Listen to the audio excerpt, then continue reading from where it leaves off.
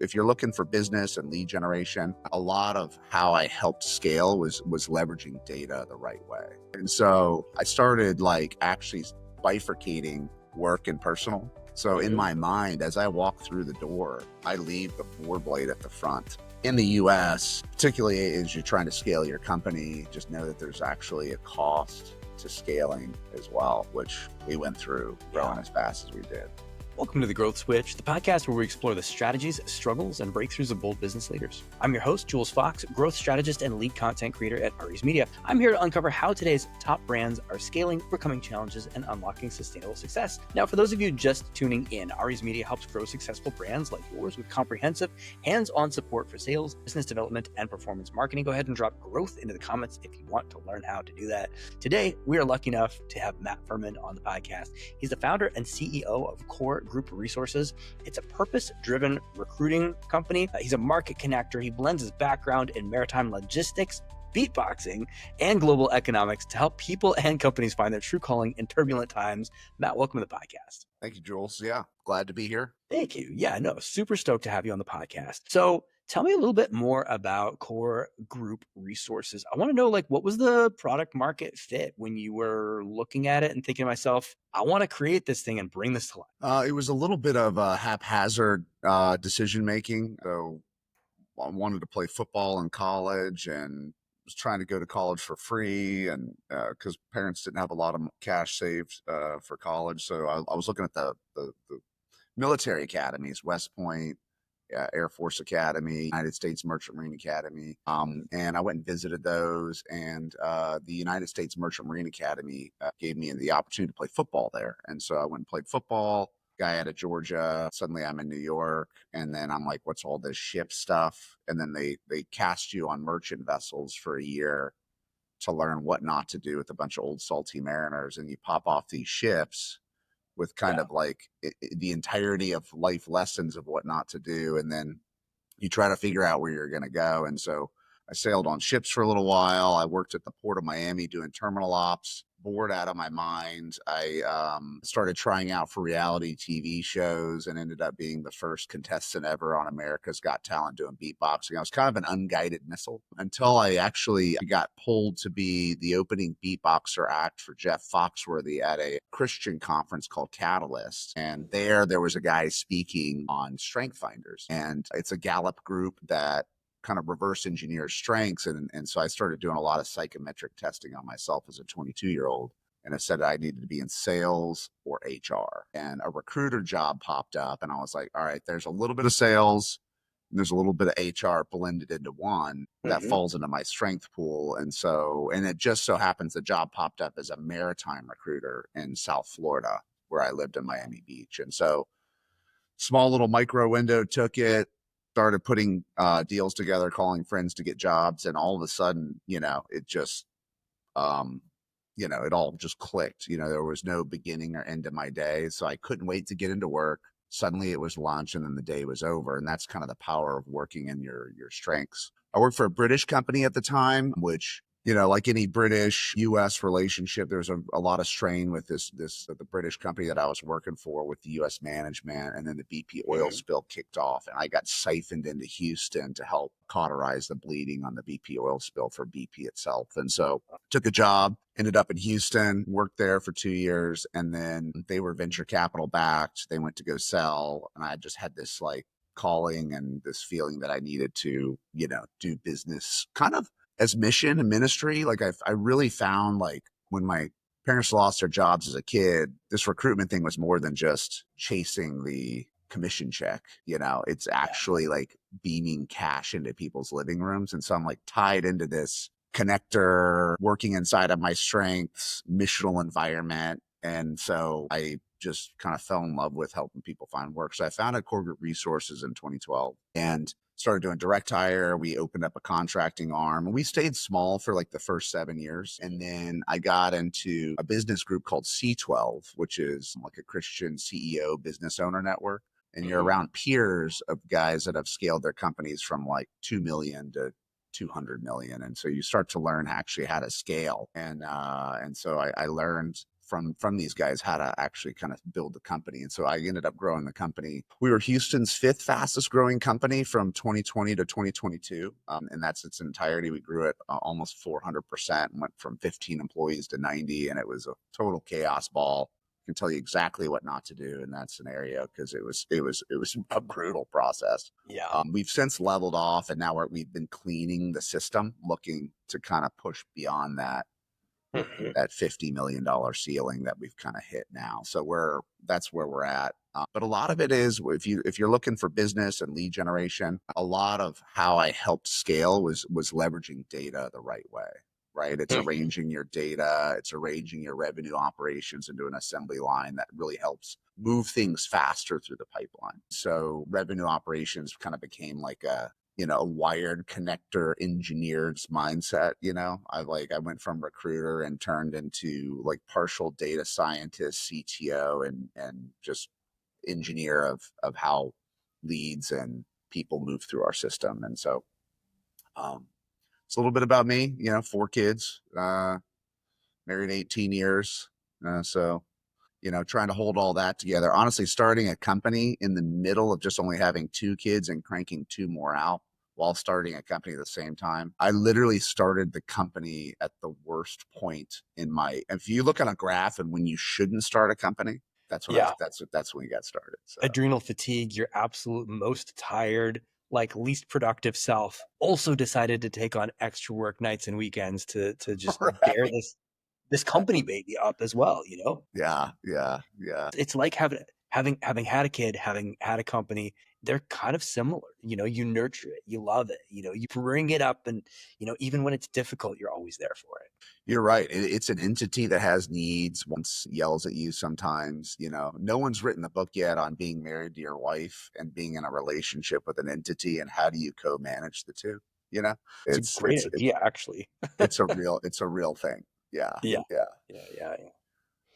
Yeah, and I struggle with that too. My wife is like, but why do you work like nights or weekends? I'm like, well, because like during the day I go pick up our kid, because like because so it's like that's the time when I'm not working. So then I was just like, yeah. So you have to balance it somewhere. You have to figure out that fine pendulum balance of that work-life balance everybody's looking for, right? Yes. Yeah. It's you have to almost, when I first started the company for the first 7 years, I dragged the Warblade through the front door and slammed the Warblade on the kitchen counter and tell my wife of all the things I've slayed.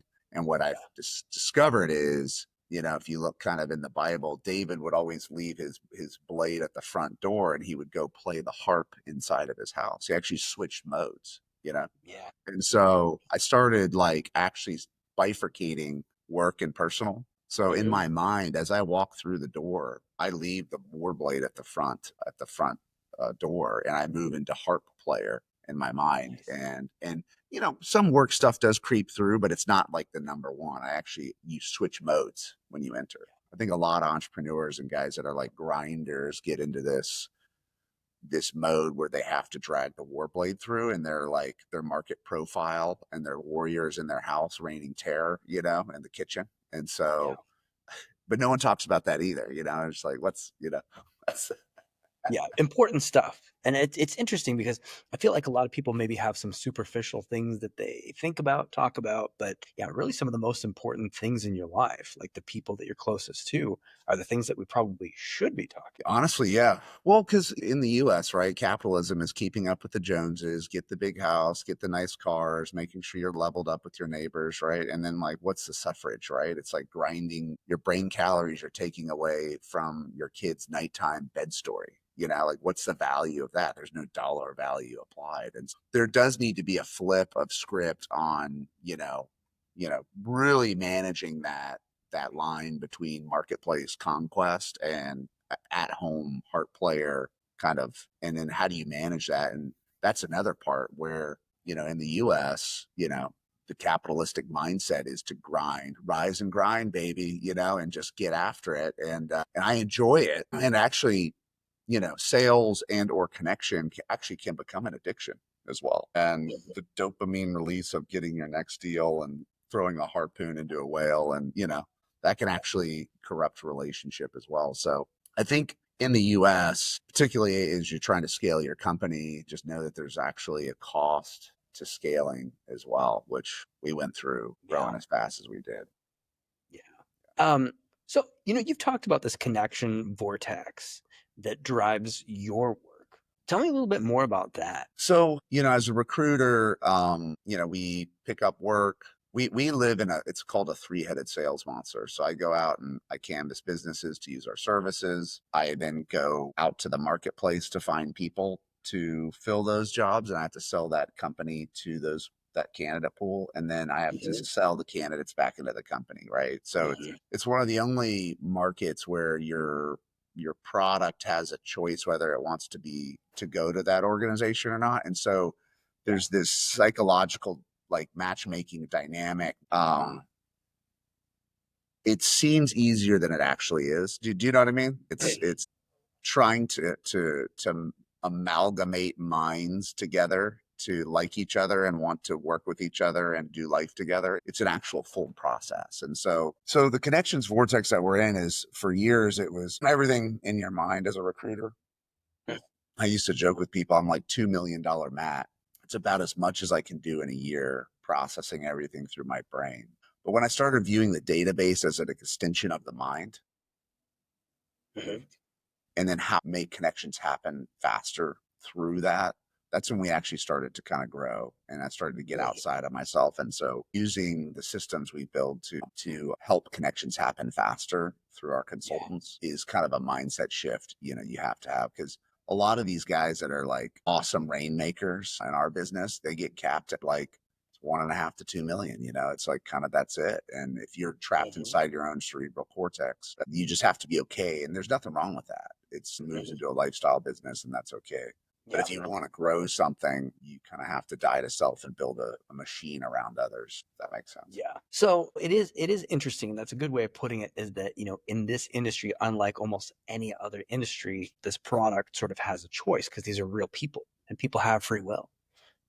And so that is interesting, that you can't just say, hey, you guys are a perfect fit on paper, this is going to be a great job for you, you're really going to enjoy this, you guys just have to mesh. So breaking through that, with this process that you were just describing, how does that equate to growth? Like, let's get a little bit more specific into, like, what could a person do if they wanted that type of growth for themselves in their company, if they're hitting that cap and they want to just go further, break out of their own brain. There's a book called The Founder's Dilemma, and it's a choice that founders have to either continue to grow beyond themselves or not. Mhm. And when you decide to grow beyond yourself and allow people into your world, you have to let people in. So then there's trust. And as you're letting people in, things can get messy, and it's a part of the human element. And so each individual has to decide, do I want to grow something or not? Am I growth mindset or not? Am I me focused or we focused? Do I want to grow something beyond self? Do I want to grow a legacy, or do I want this just to be me? And it's all a battle inside your mind. It's like inside the cerebral cortex, deep down inside. It's each individual's decision whether they're going to grow something or not. Everyone's different. People say they want to, but based on their actions and decisions, maybe at a subconscious level, they really don't. Yeah. And So that's what I've seen. Yeah. once you've made that shift, like once you personally made that shift for yourself, and you were like, okay, I'm going to get outside of what I personally am capable of, and this is going to become a we situation and not just a me situation. Once you did that, I know that referrals are fantastic, because in a very human based business, referrals are probably the best way that you could grow. But, like, what are some strategies that you had to continue expanding your company, to continue to grow the company once you had made that breakthrough? So once you kind of decide to grow others, you have to move into this mindset of coming out of being a star yourself, and Mhm. becoming a star maker. Mm, So do you understand, like you as a performance artist type, right? You have to make the decision, do I want to be the promoter to create stars, mhm, mhm. or do I want to be the star myself? And so it's moving from star into promoter mindset becomes, and that's the stewarding of others. It's growing others around you. It's growing people on your executive team, and it's stewarding people well to grow down. And so that's the transition, is you have to steward others, and you have to like to grow others. You have to like to teach. I joke with people that I'm actually the CRO, the Hmm. chief repeating officer, right? Yeah. So it's a constant you have to be okay with, mind loops. When I start to hear managers that are like, hey, I already told you that, I'm Hmm. like, do you know what your job is as a manager? It's to repeat yourself on Yeah. loop forever. So if you have a problem with that part of the job, you should probably stay in a specialist role, you know? Yeah. And it's that patience, repeating and growing and stewarding and that mind loop. And so it takes a lot of tolerance, a lot of patience, a lot of death to self. And you truly, ultimately, you eat last as a CEO, and you truly die to self. Truly. Like, if you're Yeah. really going to steward and grow beyond, you're almost as a CEO on a knee, lifting everyone else up around you, if you're truly going to grow something. And it takes ultimate death to self to do that. And so Yeah. Which, people as don't want a to die. father of four, that sounds actually pretty similar to what you would do. Just the constant repeating, the star maker. Like, I mean, that's dad life too, as well. You're exactly right. Yeah. Honestly, I think when you have your first kid, you realize how selfish you actually were, when there's suddenly like an entity outside of the room that's you looking back at you, and it wakes you up, right? And it becomes it's almost, I think having kids is one of the greatest selfish. It's like a bunker buster bomb, it just goes off and blows up that selfish part of your brain. And so anytime you hire a new employee, another death to self. If you start a new business line, it's a death to self. It's constant, but you're growing and stewarding and aiding growth in others, and that's super powerful. Yeah.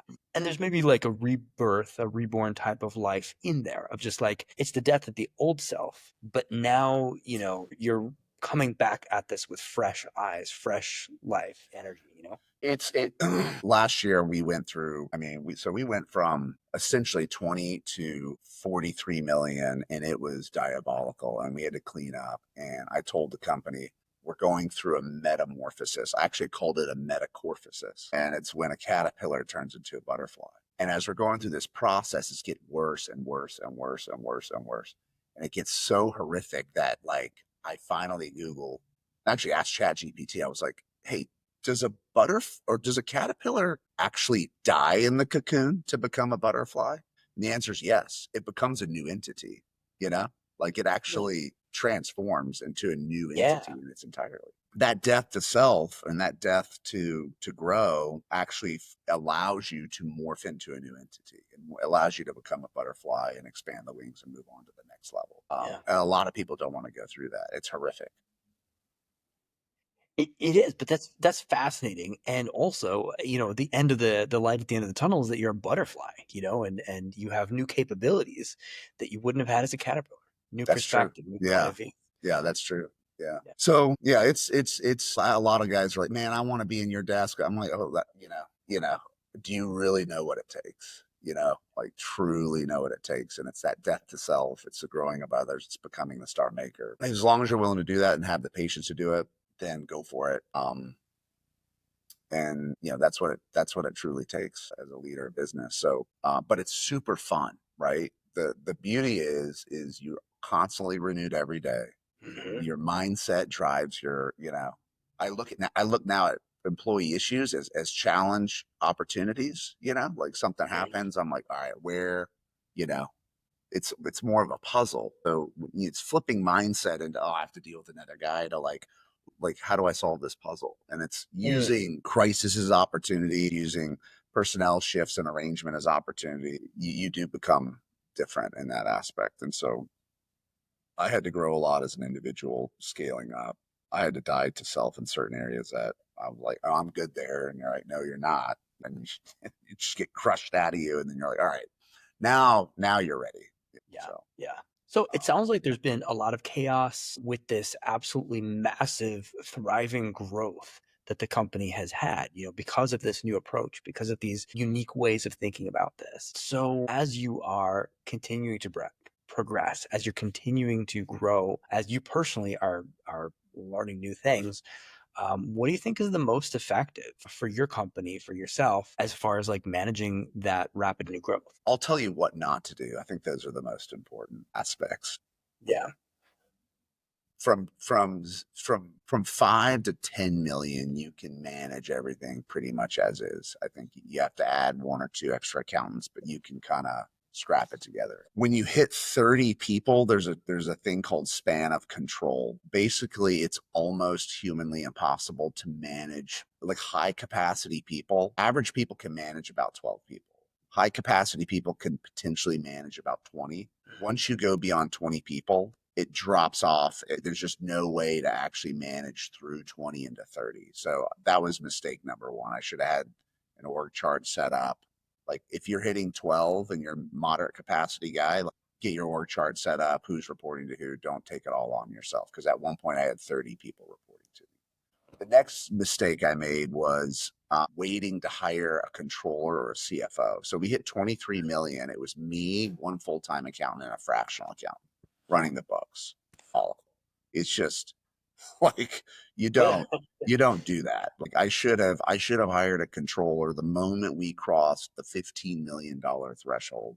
I should have pulled cash out of the cloud and locked in someone who had done this before versus a bunch of blind leading the blind trying to figure stuff out. Yeah. The next, going from 20 to 40 million is where all the because you need so many people to hire so quickly, you can let your vetting guard gate down, and so that you're at most propensity to allow bad actors in. So that's where from 20 to 40, if you're growing at 100% a year, there's like that's where you're actually your guard gates can come down inadvertently on who you let into the company because it's just because the velocity is so quick. Mm-hmm. And then when you grow that fast, they say revenue covers sin, Yeah. So when your revenue drops off or comes down, all of what you've built, it's messy. And so now you got to go on a cleaning tour where we should have just been cleaning all along the way. So rather than letting revenue cover whatever it is that, if things are moving well and you're heading in the right direction, you almost biannually every 6 months have to take like a pessimistic view that something bad's going to happen and you start cleaning. You know what I mean? Even if it's all good, you just have to throw a stake in and build a model like this is something's about to happen and we need to start cleaning now. And you need to do that twice a year, taking that posture as to what am I missing? Because we had 3 years of unlimited growth and then we had to do a massive cleanup and it would have been way easier to do it every 6 months. Yeah. Yeah. So you're a connector, you connect people, you connect companies. How do people connect with you? How can people who are seeking employment opportunities connect with you? How are companies who need those types of people, how can they connect with you best? So I'm always answering the phones. If someone's like, hey, I really want to we place roughly 1,500 people a year at all levels. So it's executive search down to specialty contractors to crewing up projects. We're very quick and accurate. So if you get pinned and you've got a project and you don't have the people and you're sweating, just reach out to me, ping me on LinkedIn. You can fill out the request a personnel form on our website, or you can just call the main line and someone's going to pick up and get to you. So we're always available. We answer every call that comes in. So anything regarding that, email away. I think my email's on my LinkedIn profile. So ping me and I can arm the sales team to get to you. And that email is also going to be in the show notes for all the listeners, for all the viewers. You'll see the phone number down there. You'll see all the good stuff. Matt, thank you so much for your time. I really appreciate it. Yeah, Jules, thank you for the time. Yeah, awesome.